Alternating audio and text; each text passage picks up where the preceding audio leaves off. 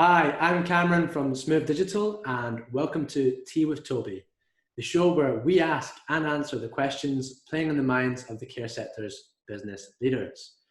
This week's episode is sponsored by the Access Group, and a little bit different from recent episodes. We're going to have our very own marketing strategy director, Tobi Ali-Usman, under the spotlight for some questions. And we're going to be covering processes today. So Tea with Tobi, tea with Tobi, tea with Tobi, tea with Tobi, Tobi, tea with Tobi, Tobi, tea with Tobi, tea with Tobi. Today. So Tobi, first of all, welcome to the show. Thanks. It's good to be back in the spotlight. So yeah, let's do it. Yeah, I think we're really ready for it and glad to have you back under fire. So yeah, processes, one of your favorite subjects. So let's not waste any more time. Let's kick off with the first question. And it's simply, why now more than ever are processes so important for care businesses? So the good thing is care businesses, our audience, they're used to following processes, especially during this period, during COVID-19. They've been given a set of procedures that they need to follow, and it increases, it reduces the likelihood of people making mistakes. Now, in terms of our area, where we find process being best used is from recruitment and customers. Most people lack in that sort of area when it comes to processes. Okay, so just on that one, you said recruitment and customers. So what can processes be used for specifically within those? Yeah, so processes can be used to help whoever's handling the inquiry. What's the steps that they need to take from the very beginning, someone inquiring, up until them actually being a customer? The same as if someone applies for a job. What are all the individual steps that need to be taken, and how should they be taken from inquiring for a job to becoming a team member, a member of the team and being hired? Okay, brilliant. So when we come into campaigns and when we're working with clients, we don't really have control over their processes, okay? So we can provide some input, suggestions, but ultimately it's down to them.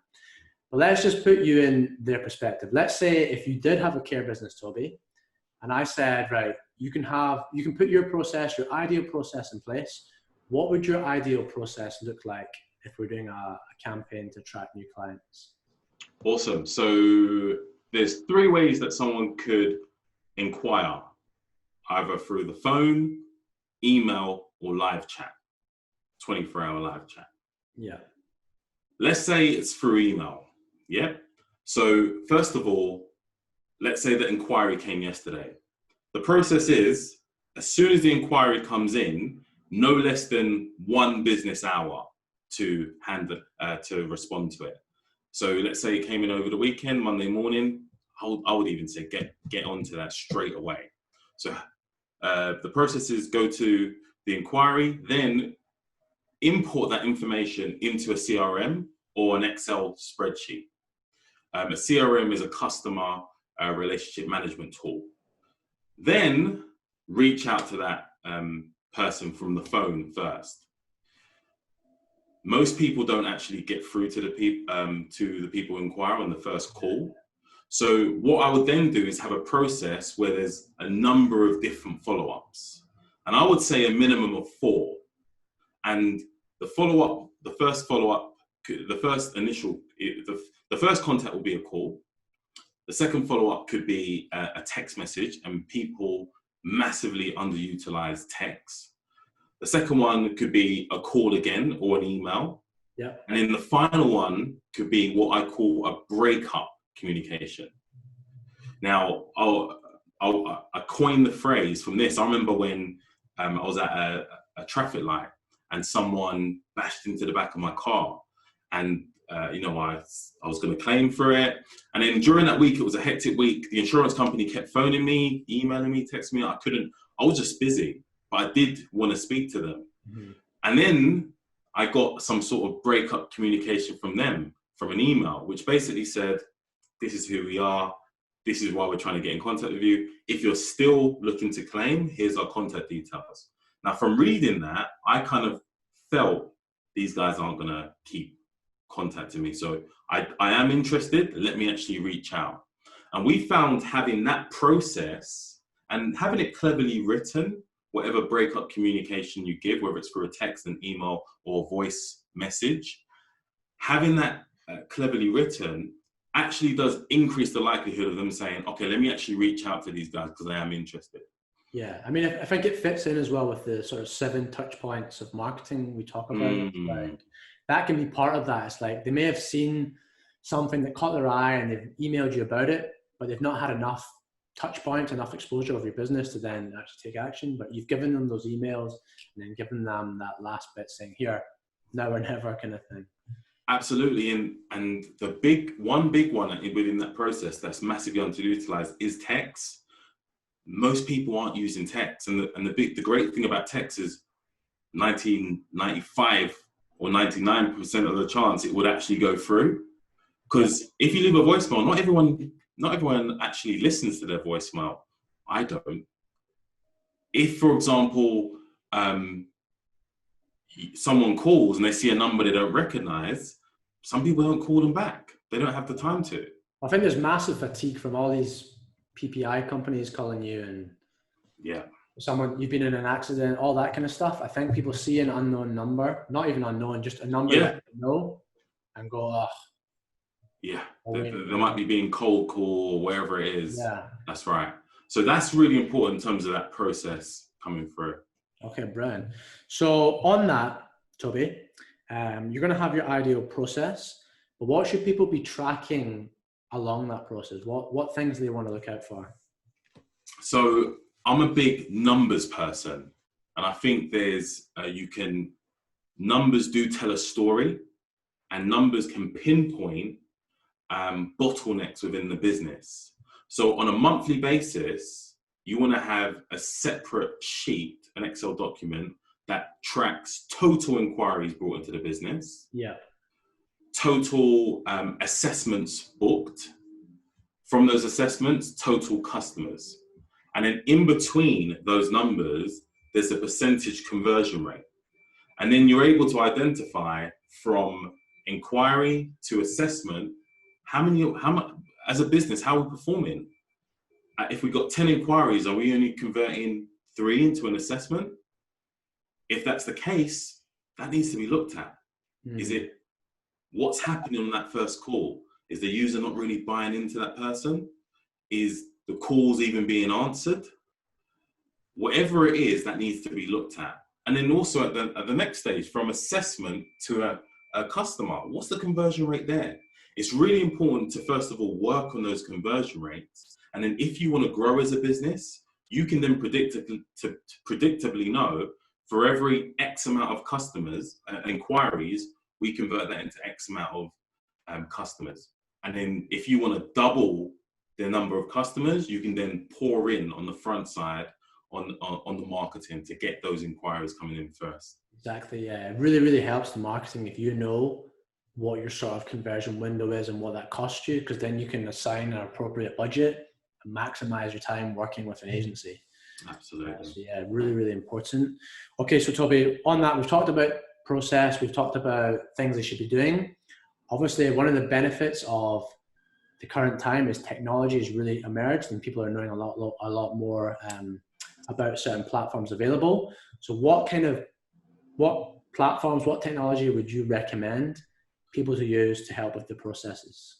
So first of all, I want to speak to the people who have probably had to make such a big jump from where they were in terms of technology to where they currently are now with COVID. They've probably implemented more technology in the last 2 months than they have in the last 2 years. Yeah. So I want to keep things simple for those people. You don't need a massive sort of fancy CRM. If you're at the early stages, let's start from using something as simple as Google Sheets or Excel, for example. If you're still writing down inquiries on paper or your staff aren't tracking them at all, let's pull it into Google Sheets or Excel. Now, for the people who are a little bit more advanced, you want to start thinking about using the CRM tool. And there are many which are free, really stripped down. It does the simple things. There's things like Streak, which is a Google tool, and it plugs into your Gmail, really simple. There's things like HubSpot, which is free. You can use ActiveCampaign, there's Zoho, there's loads you can use, but it's less about the tool, it's more about you actually using it and following the process. Now, for the people who are a little bit more advanced, you could start using technology to influence your conversion rates. Now, let's say, for example, from inquiry to assessment, your conversion rate is poor. I would start, what some care businesses are doing that we work with is they're using things like Bonjoro.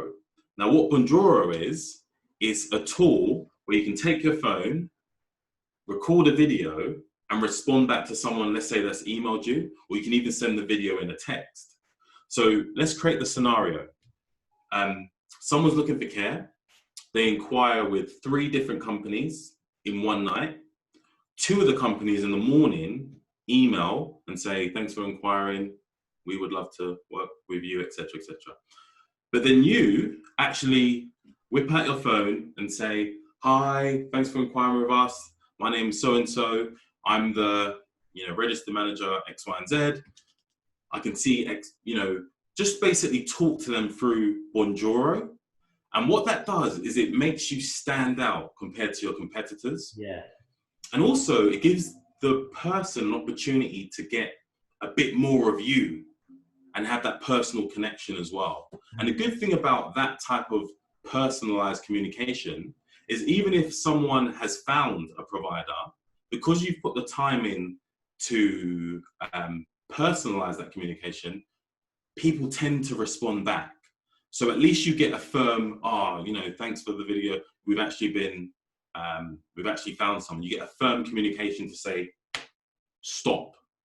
So that's a tool that can be used to really make a difference. Yeah. What I would just add, as I think it's quite important, when you're doing those videos, that's not just off the fly. You generally would have a script. So just like we have on the phone, you'd have something pre-prepared that would give you the certain things that you want to get across in that first human interaction with them. So definitely have a script, and it's not hard for you. You don't have to think about it. It's just boom, automatic. Say what you're going to say and cover all the points. So definitely really viable. And also Bonjoro, by the way, Tobi, forgot to mention, it is free too. It's free. There's loads of free tools for you to take advantage of. Just on the script, because I think that's really important. Yeah. Most people who handle inquiries aren't trained salespeople. They've never had professional training or customer service training. So I do think it's important. Some people might say a script. I don't want to feel robotic, but it's important. There's certain things that need to be covered on first initial calls.